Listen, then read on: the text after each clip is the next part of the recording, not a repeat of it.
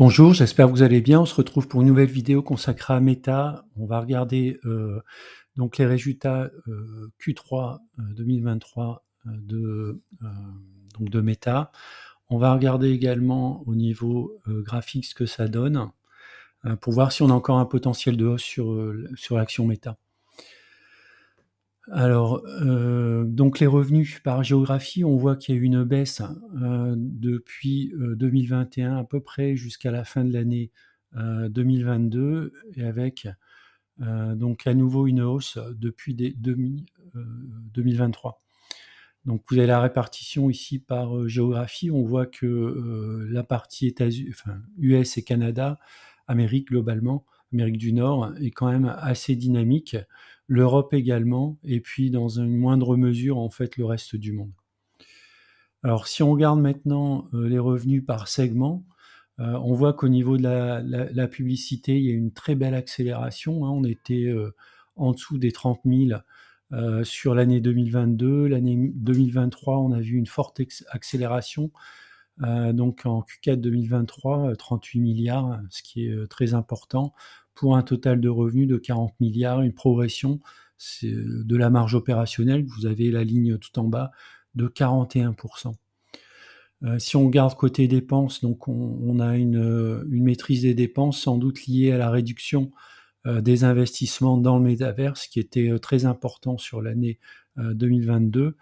Donc on a forcément derrière une amélioration de la marge opérationnelle, une baisse des coûts, donc une amélioration, de la profitabilité. Si on regarde maintenant le net income, hein, donc le revenu net, on voit qu'en 2023, il y a une très forte progression pour terminer à 14 000 000 en Q4 2023. Ce qui donne, par conséquence un bénéfice par action, de l'ordre de 5 $. Donc on n'a jamais atteint en fait ces niveaux sur Q4. Dépenses en capital en baisse. Alors ensuite on a, la croissance en fait, du nombre d'utilisateurs, notamment, donc des produits, familiaux. 3 000 000 notamment de Facebook, hein. On a donc un revenu par personne. Alors ça, c'est un truc qui est très suivi comme les opérateurs téléphoniques, donc qui est également en croissance à 10 $ et puis le nombre d'utilisateurs actifs qui est également alors certes en croissance assez faible, mais toujours en croissance. Donc ça, c'est pas mal. Donc ça, c'est par rapport à Facebook, le nombre d'utilisateurs actifs, de manière mensuelle, donc qui est toujours en croissance. Donc la société qu'on pouvait, penser dépassée notamment par les réseaux sociaux de nouvelle génération, continue néanmoins à être en croissance et notamment à augmenter ses revenus. Donc ça, c'est vraiment un point très important.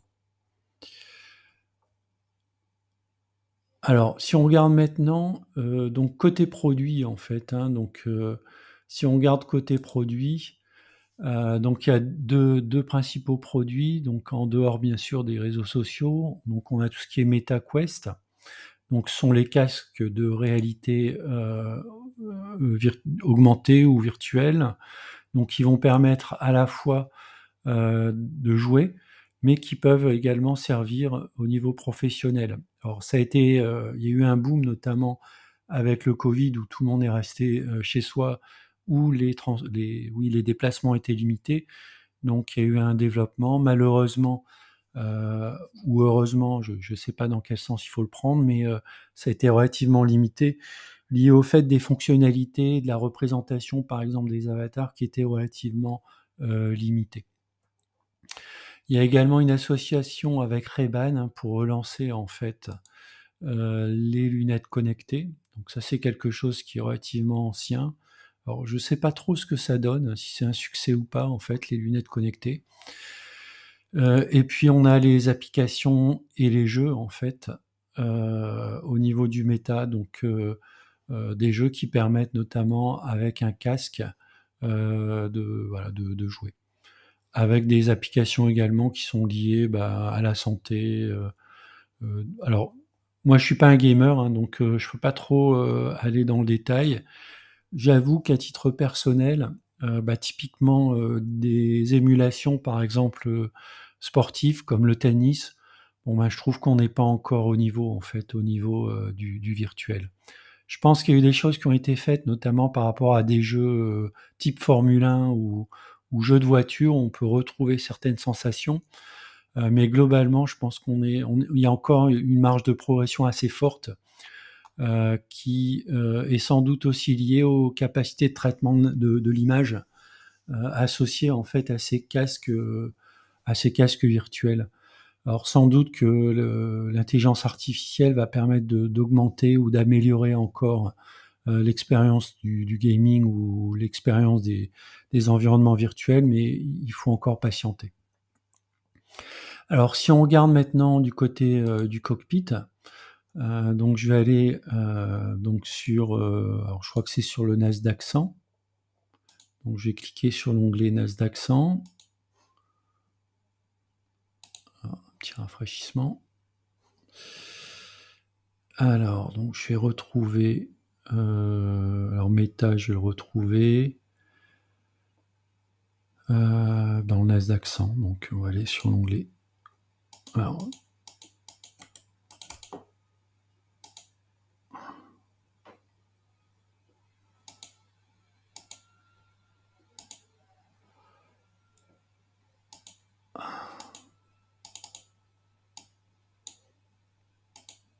voilà. Un petit problème d'accès en fait, lié au gestionnaire de vidéos en fait. Alors, donc Meta, le code c'est Meta, META.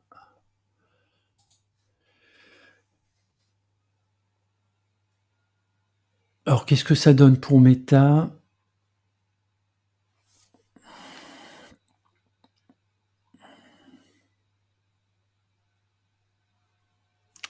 Donc on a un peu plus de 12 ans, de recul sur les cours.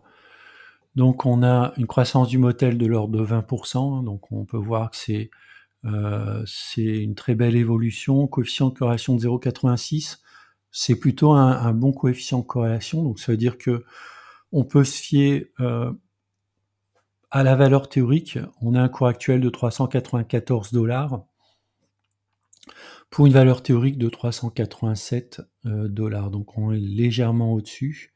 Le petit décalage que vous voyez sur le graphique, c'est parce que c'est des cours hebdo, donc le point en fait, d'écart type n'a pas encore été calculé puisque, j'ai tourné la vidéo vendredi. Lundi, en fait, on verra le point qui sera légèrement au-dessus, de l'écart type. L'action a progressé de 150% sur 1 an et 136% sur 5 ans. On voit que les tendances, en fait, sur 6 mois et 3 mois sont à la hausse, également sur les 3 dernières semaines. La tendance était légèrement à la baisse sur les 7 jours, mais avec la publication des résultats, je pense qu'on va inverser la tendance. Maintenant, si on regarde au niveau, graphique un peu plus court terme, donc on voit par exemple ici que depuis, octobre 2022, on est effectivement dans un canal ascendant avec un très bon coefficient de corrélation, 0,97. On a dépassé les plus hauts historiques ici, 383 $.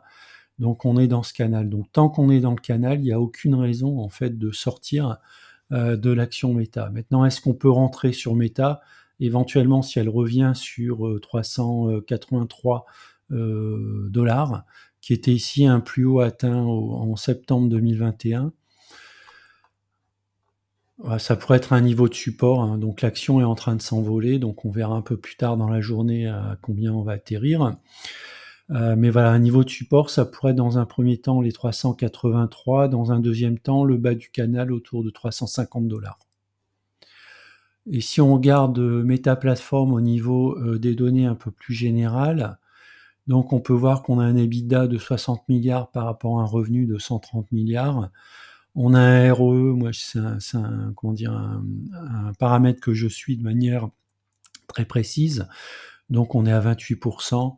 On a une profitabilité nette qui est également de l'ordre de 28%.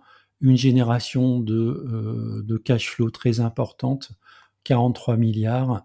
C'est une société qui n'a pas de dette. Voilà, donc elle a annoncé qu'elle allait commencer à distribuer du dividende.